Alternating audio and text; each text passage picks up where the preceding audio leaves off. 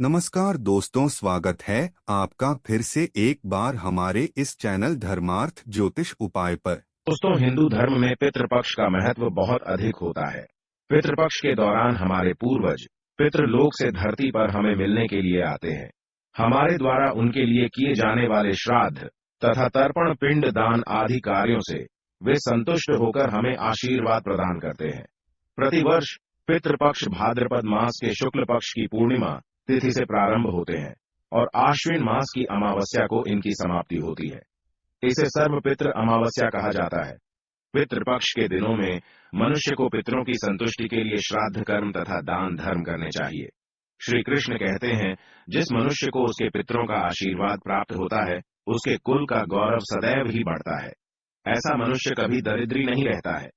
इस साल पितृपक्ष 29 सितंबर शुक्रवार के दिन प्रारंभ हो रहा है और 14 अक्टूबर के दिन पितृपक्ष का समापन होगा। पितृपक्ष 16 दिनों तक चलते हैं।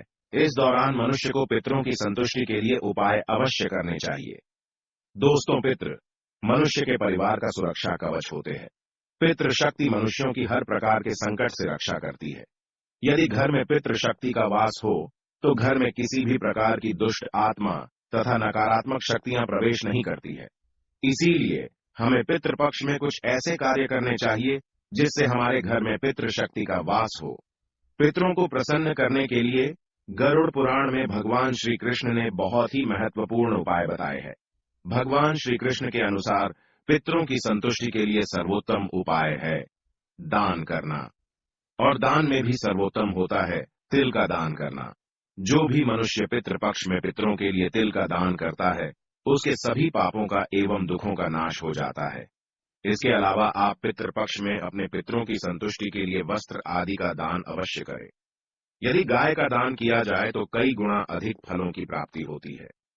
दोस्तों, हमारे प्राचीन धर्म ग्रंथों में गाय को एक अत्यंत महत्वपूर्ण और पवित्र पशु माना जाता है। शास्त्रों में गाय को माता कहा गया है और समस्त देवी देवता इनका पूजन करते हैं।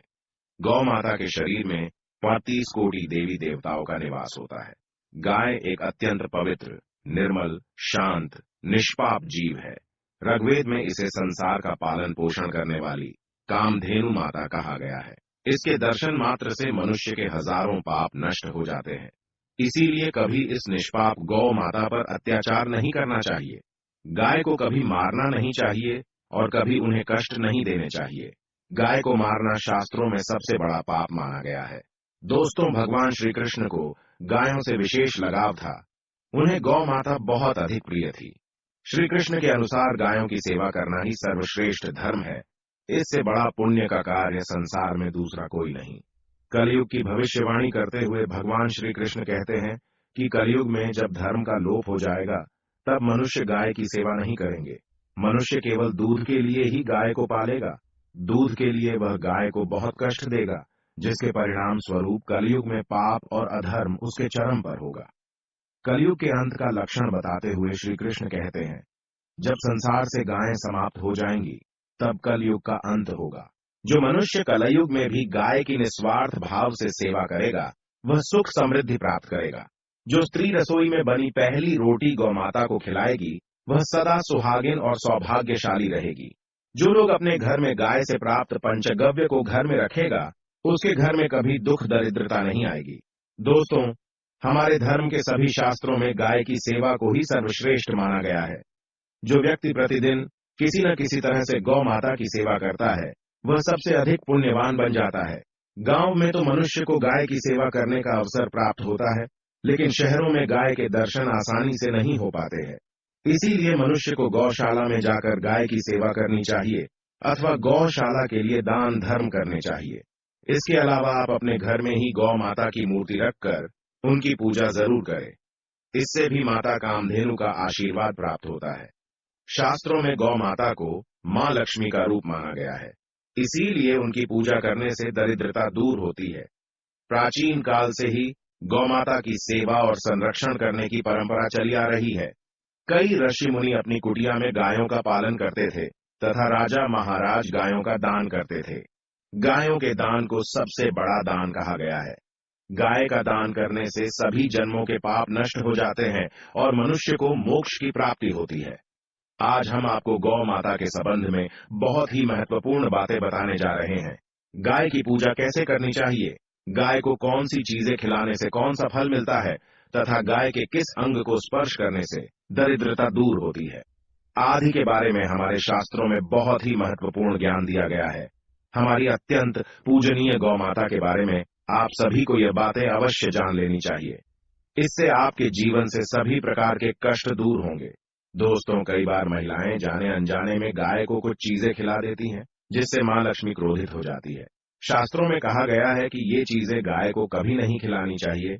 इससे मनुष्य के जीवन में दुर्भाग्य आता है और उसे किसी भी कार्य में सफलता नहीं मिलती है। तो चलिए जान लेते हैं गौ माता के विषय में महत्वपूर्ण नियम। सबसे पहली बात है दोस्तों, गौ माता के दर्शन करना बहुत शुभ होता है। शास्त्र कहते हैं रोज सुबह गाय के दर्शन होने से पुण्य की प्राप्ति होती है और सुबह गोबर के दर्शन होने से लक्ष्मी की प्राप्ति होती है। अगर किसी महत्वपूर्ण कार्य के लिए जा रहे हैं और अचानक ही गौ माता आपके रास्ते में आ जाती है तो वह कार्य निश्चित ही सफल हो जाता है। किसी भी यात्रा पर निकलते समय अगर गौ माता के दर्शन हो जाए तो वह यात्रा सुखपूर्वक पूर्ण हो जाती है, इसमें संशय नहीं है। ज्योतिष शास्त्र के अनुसार कुंडली में यदि पितृ दोष होता है तो अन्य उपायों के साथ साथ गौमाता को प्रतिदिन रोटी और घास खिलाने से लाभ होता है और पितृ दोष से मुक्ति मिलती है। इसी तरह कुंडली में यदि शनि की 7.5 या महादशा है तो हर शनिवार और अमावस्या को काले रंग की गाय को घास या रोटी खिलाएं और उसकी पूजा करें, इससे शनि दोष कम होता है। गौमूत्र यानी कि गाय का मूत्र बहुत ही उपयोगी, पवित्र और स्वास्थ्य की दृष्टि से अत्यंत हितकारी होता है। आध्यात्मिक दृष्टि से तो गौमूत्र का महत्व है ही, साथ ही वैज्ञानिक और स्वास्थ्य की दृष्टि से भी गौमूत्र के बहुत से लाभ बताए गए हैं। गौमूत्र में बहुत से खनिज पदार्थ और स्वास्थ्यवर्धक तत्व होते हैं जो हमारे शरीर की शुद्धि करते हैं और बहुत से रोगों से भी बचाते हैं।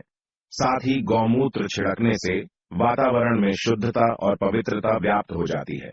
इसीलिए हमारे शास्त्रों में शरीर को निरोगी रखने के लिए प्रतिदिन गौमूत्र का सेवन करने तथा घर में गौमूत्र छिड़कने के लिए कहा गया। कुंडली में शुक्र ग्रह की स्थिति को मजबूत करने के लिए ज्योतिष शास्त्र के अनुसार सुबह के भोजन में सबसे पहली रोटी निकालकर एक सफेद गाय को खिलाना शुभ माना जाता है। अगर आपकी कुंडली में बुध ग्रह कमजोर है या आपको किसी कारण इसके दुष्प्रभाव झेलने पड़ रहे हैं तो हर बुधवार के दिन गाय को हरा चारा खिलाना शुरू कर दें। इससे बुध से जुड़े दुष्प्रभाव दूर होंगे और आपको तमाम समस्याओं का हल मिल जाएगा। अगर कुंडली में मंगल दोष है जिसके कारण आपके जीवन में कई तरह की परेशानियां हैं तो लाल रंग की गाय की सेवा करें। मंगलवार के दिन गाय का पूजन करें और उसे गुड़ और चने आदि खिलाएं। बृहस्पति ग्रह को जीवन के सभी मांगलिक कार्यों का कारक माना जाता है। ऐसे में अगर किसी व्यक्ति के जीवन में विवाह आदि मांगलिक कार्यों में विघ्न निर्माण हो रहे हैं तो उन लोगों को कुंडली में बृहस्पति ग्रह की स्थिति को मजबूत करने के लिए रोटी पर गुड़ और चने रखकर गाय को खिला देना चाहिए। इससे आपको शुभ परिणाम प्राप्त होते हैं। अगर घर में अशांति है, लड़ाई झगड़े होते रहते हैं तो घर में सुख शांति बनाए रखने के लिए घर के अंदर गाय के गोबर से बने उपले को जलाना चाहिए और उसका धुआं संपूर्ण घर में फैलाना चाहिए। इससे घर की नकारात्मक ऊर्जा नष्ट होती है और सकारात्मक ऊर्जा में वृद्धि होती है। गाय के दूध, दही, घी, गोबर और गौमूत्र से बनने वाले मिश्रण को पंचगव्य कहते हैं। पंचगव्य को पापनाशक कहा जाता है और हिंदुओं की एक धार्मिक विधि प्रायश्चित करने में इसका उपयोग किया जाता है। पंचगव्य को बनाने वाली सभी वस्तुएं अत्यंत उपयोगी होती हैं जो स्वास्थ्य के लिए लाभदायक तो है ही, साथ ही औषधीय गुणों से भी भरपूर है। दोस्तों, अगर आपके द्वार पर गौ माता आती है तो उसे बिना रोटी खिलाए जाने मत देना, नहीं तो आपको दुर्भाग्य का सामना करना पड़ेगा, क्योंकि जिसके द्वार से गाय बिना कुछ प्राप्त किए लौट जाती है उसके घर से लक्ष्मी भी चली जाती है। प्रत्येक स्त्री को प्रतिदिन गाय के लिए एक रोटी बनानी चाहिए और प्रेम से गौ माता को खिलानी चाहिए। इससे गौ माता का आशीर्वाद प्राप्त होता है और मन की इच्छाएं पूर्ण होती है। कुछ लोग गौ माता को बासी भोजन अथवा जूठन खिला देते हैं, इसे शास्त्रों में पाप माना गया है। आप किसी अन्य पशु को खिला सकते हैं लेकिन गाय को कभी जूठन नहीं खिलाना चाहिए। भूख लगने के कारण गौ माता उस अन्न को ग्रहण तो कर लेती है लेकिन इसका पाप उस व्यक्ति को लगता है जो गौ माता को ऐसा बासी भोजन खिलाता है। गाय एक शाकाहारी और पवित्र पशु है, इसीलिए गाय के भोजन में कभी मांस, अंडे आदि चीजें नहीं डालनी चाहिए। ऐसा करने से महापाप लगता है। यदि आपकी कुंडली में चंद्र दोष है और जिसके कारण लगातार परेशानी उठानी पड़ रही है, तो आप ये एक उपाय जरूर करें। आप रोटी पर सफेद मक्खन, नमक और घी लगाकर गौ माता को खिला दें। यदि शनि दोष है तो आटे में थोड़े काले तिल मिलाकर रोटी बनाकर गौ माता को खिला दे। इससे शनि दोष समाप्त होता है। मंगल दोष को दूर करने के लिए रोटी पर हल्दी लगाकर गाय को खिलाना चाहिए। अगर घर में धन की समस्या है तो गुरुवार के दिन गाय को केले का फल खिलाना चाहिए। इससे दरिद्रता दूर होती है। दोस्तों, गौ माता के पीठ पर एक उभरा हुआ कुबड़ होता है। उस कुबड़ में सूर्य केतु नाड़ी होती है। जब भी आपके द्वार पर गौ माता पधारे, आप इस कुबड़ को एक बार जरूर स्पर्श करें। इससे आपके जीवन से सभी दुखों का अंत होगा और धन संपत्ति की प्राप्ति होगी। शास्त्रों में कहा गया है, जो मनुष्य तन मन धन से गौ माता की सेवा करता है, वह मृत्यु के बाद वैतरणी नदी को गौ माता की पूंछ पकड़कर पार कर लेता है। उस व्यक्ति की अकाल मृत्यु नहीं होती है और उसे मोक्ष की प्राप्ति होती है। जिस व्यक्ति के भाग्य की रेखा सोई हुई है, अगर वह व्यक्ति अपनी हथेली पर गुड़ रखकर गौ माता की जीभ से चटाता है, तो उसकी सोई हुई भाग्य रेखा खुल जाती है और उसका दुर्भाग्य सौभाग्य में परिवर्तित हो जाता है। तो दोस्तों, इस प्रकार से आप सभी गौ माता की सेवा जरूर करें। उम्मीद है आपको यह जानकारी अच्छी लगी होगी। वीडियो को लाइक जरूर करें और कमेंट में जय गौ माता और जय श्री कृष्ण जरूर लिखें। साथ ही चैनल को सब्सक्राइब करें। आप सभी का धन्यवाद।